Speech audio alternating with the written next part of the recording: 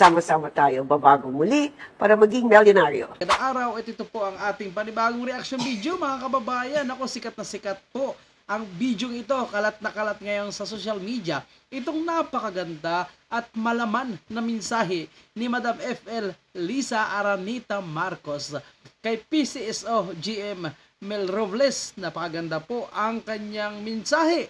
Bakit nga ba trending ito? At bakit ito ang sinasabi ni Maharlika na umano'y ebidensya ng sabuatan ni GM at ni FL?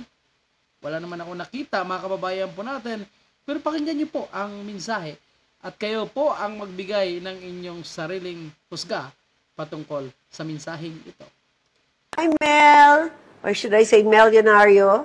Just wanted to wish you a happy 60th birthday. Naku, senior citizen ka na ha?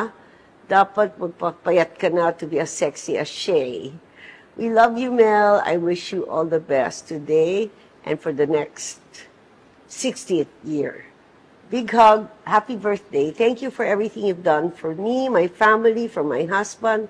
Sama-sama tayo babago muli para maging milyonaryo. Hi, Mel.